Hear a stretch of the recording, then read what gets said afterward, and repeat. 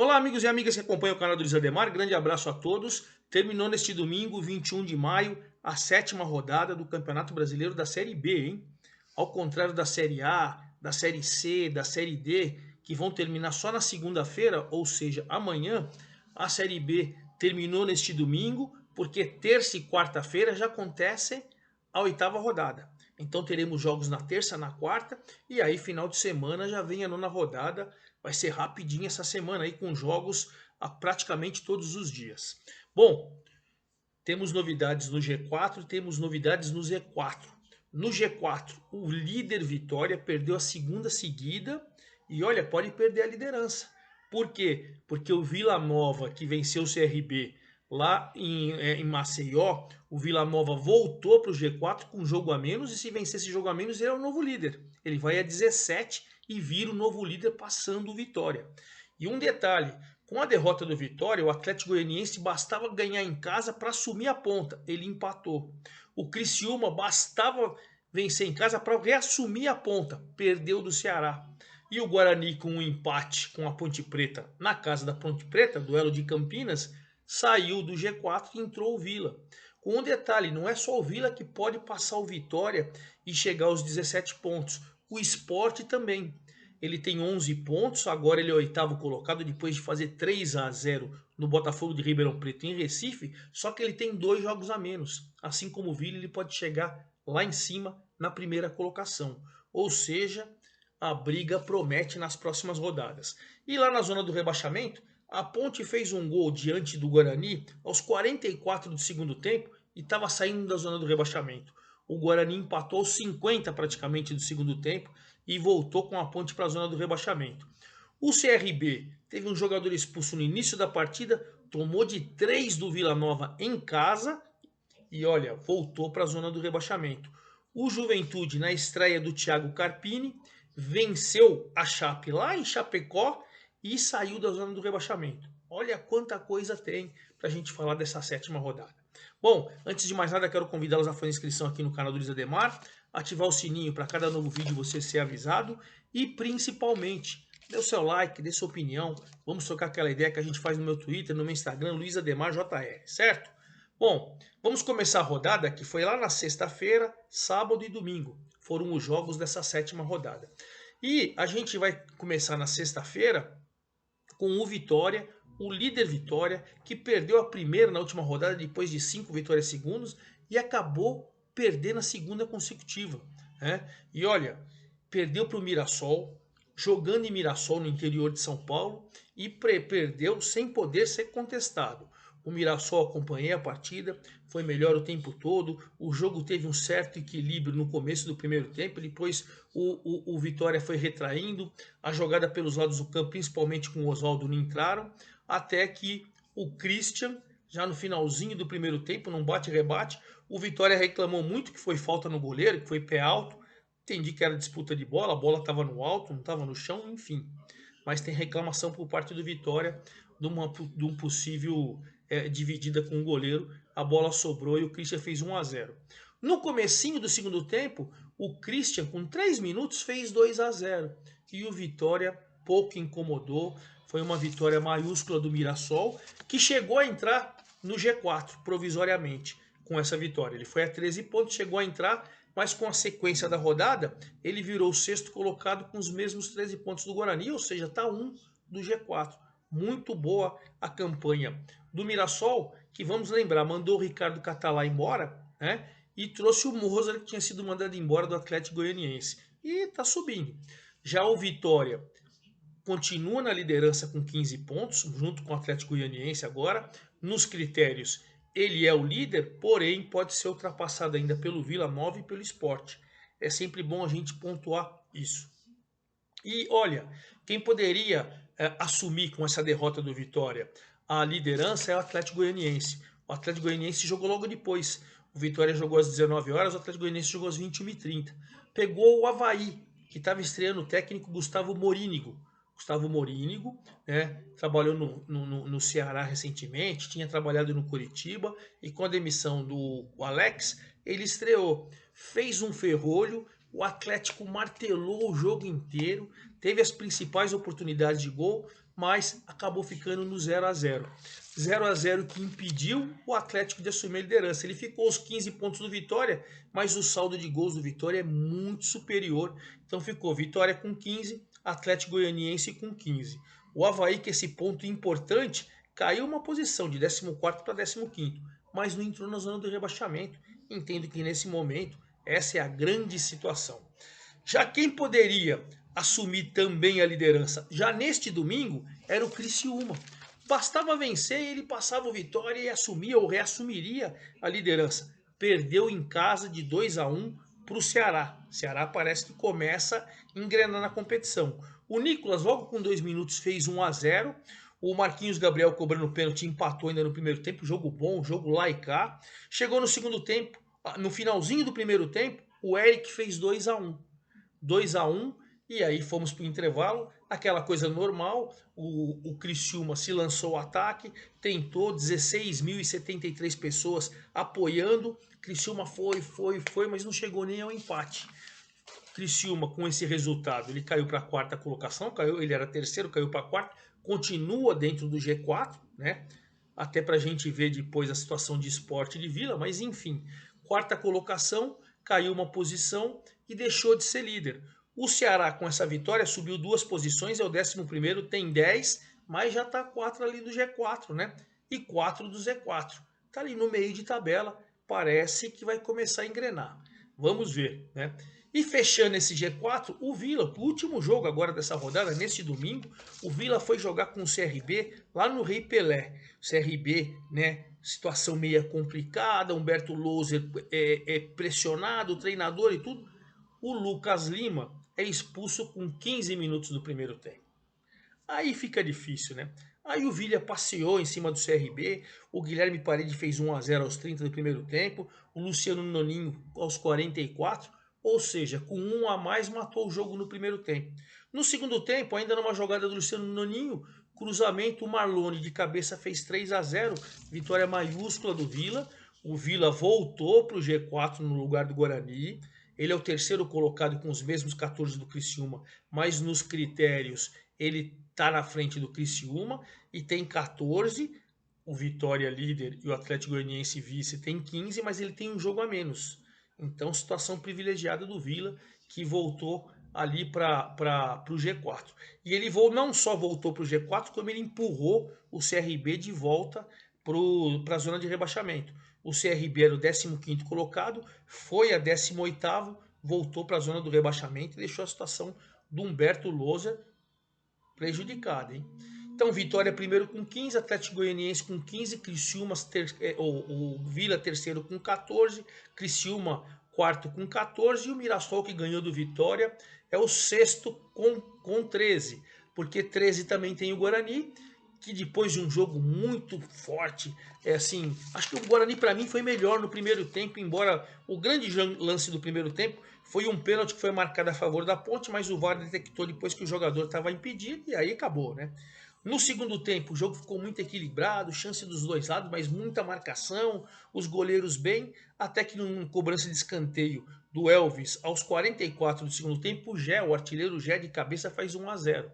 Festa na torcida da Ponte, mais de 11 mil pessoas, torcedores no Majestoso, a Ponte saindo da zona do rebaixamento, até que o Bruno Mendes, que tinha entrado no segundo tempo numa jogada do Isaac cruzou, Bruno Mendes aos 50 minutos e empatou o jogo. O Guarani deixou o G4, ele agora é o quinto colocado com 13 pontos, né? Ele caiu uma posição, ele era o quarto colocado, mas está ali com um ponto só de diferença do Criciúma e do Vila e com 2 do Vitória e do Atlético, quer dizer, está na briga, né? E aí com a Ponte, com um empate, continua na zona do rebaixamento, é o 17º agora com 6 pontos, os mesmos do Juventude, mas nos critérios a Ponte segue na zona do rebaixamento. E olha, quem deu uma caída também na competição, agora é o 7º colocado, é o Botafogo de Ribeirão Preto. O Botafogo foi jogar com o Sport, em Recife. O Sport tinha jogado quarta-feira e o Botafogo estava de folga, porque o Sport quarta-feira jogou com o São Paulo lá em Recife pela Copa do Brasil e perdeu por 2-0. Com praticamente o mesmo time, só o Wanderson no ataque no lugar do Edinho, que tinha se machucado, o Sport foi a campo. O Botafogo foi melhor no primeiro tempo, criou as melhores oportunidades. Para mim, teve um pênalti claro que o VAR chamou o juiz e o juiz não deu, né?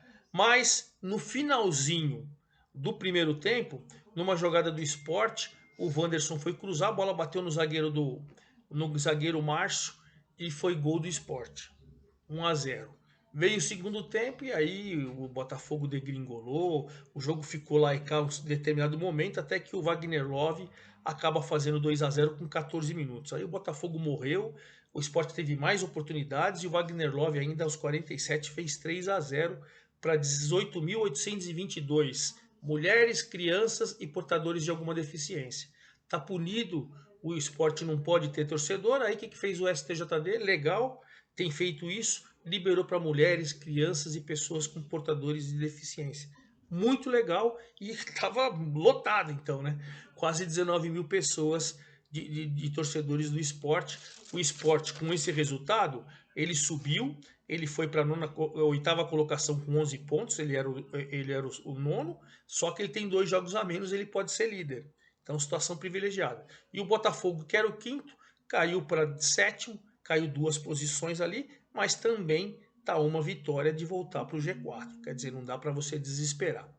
Já no duelo paulista, o Novo Horizontino, que tem os mesmos 11 pontos do Sport agora, mas é o nono colocado, foi jogar com o Ituano em Itu, num duelo paulista, e olha, venceu por 2-0 e caiu o treinador do Ituano, o Gilmar Dalpozo.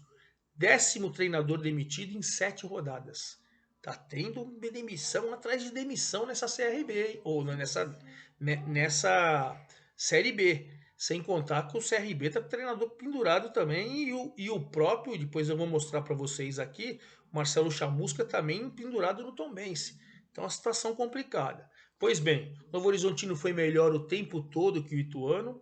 O zagueiro César Martins de cabeça fez no primeiro tempo, aos 25, e o Gênison entrou no segundo tempo e fez 2-0.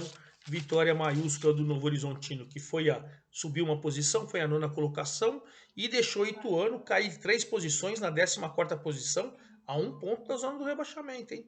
Situação complicada do Ituano.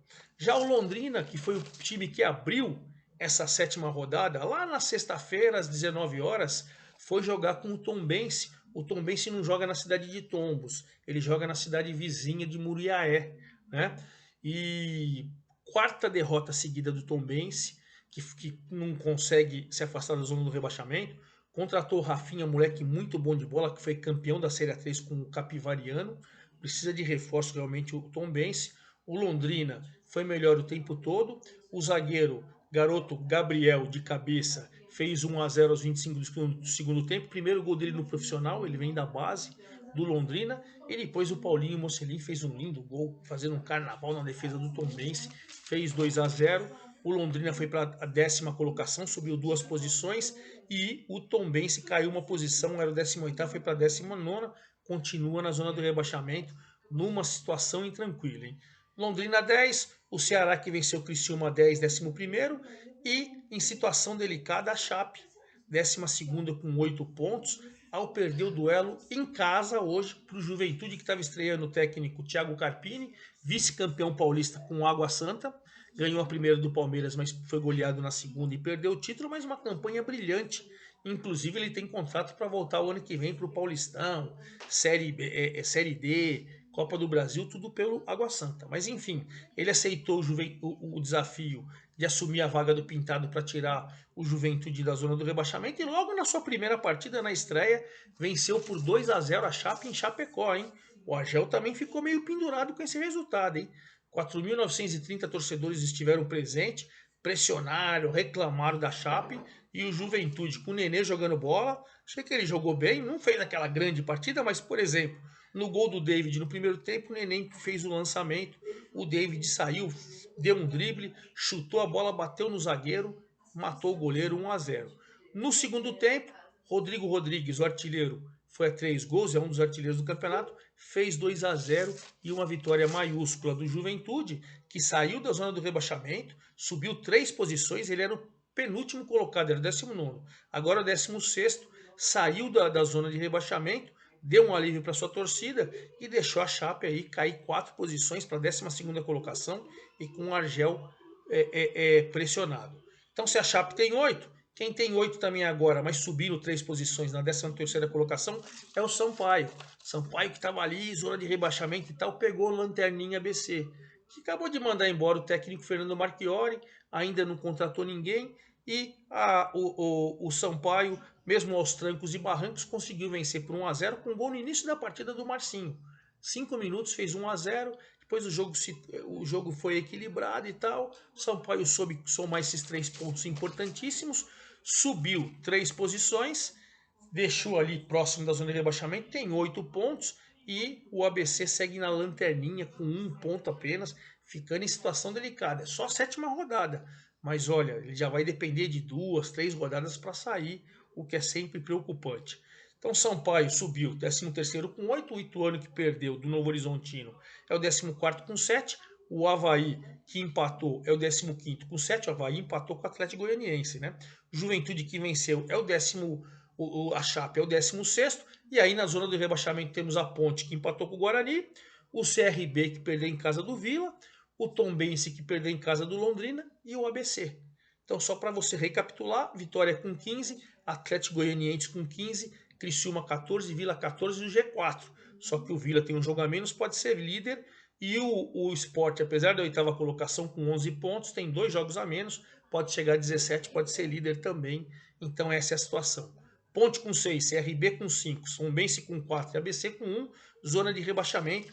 E os artilheiros da competição são Caio Dantas do Vila Nova, Derek do Guarani, Wagner Love do Sport, Gabriel do Mirassol, Gustavo Coutinho e Luiz Fernando do Atlético Goianiense e o Rodrigo Rodrigues do Juventude, todos com 3 gols. Então a briga pela artilharia é essa. E para a gente finalizar nosso vídeo, vamos falar já da 8ª rodada, que é terça e quarta, hein? Já tem jogos terça e quarta. Terça-feira, em Ribeirão Preto, Botafogo e Mirassol, duelo paulista. Quem vencer provisoriamente entra no G4.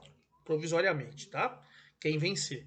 Jogo importante, os 2 times que estão ali na boca do G4. O Botafogo já esteve e o Mirassol nessa última rodada assumiu provisoriamente e acabou saindo. Aí às 21h30 de terça-feira, duelo de zona de rebaixamento. O Lanterninha BC jogando em Natal pega o Tombense, que é o penúltimo. Duelo do desespero ali. Tombense, se vencer, sai provisoriamente. O ABC, mesmo vencendo, não sai da zona do rebaixamento. 21h30 ainda da terça-feira, dia 23. Novo Horizontino e Avaí. Novo Horizontino com 11 pontos. Dependendo aí, ele pode até subir provisoriamente uma vaga se vencer em casa. E o Avaí, que na estreia do Morígnico empatou com o Atlético Goianiense, vai ter que tentar somar pontinho também fora de casa. Aí na quarta-feira nós temos os outros 7 jogos.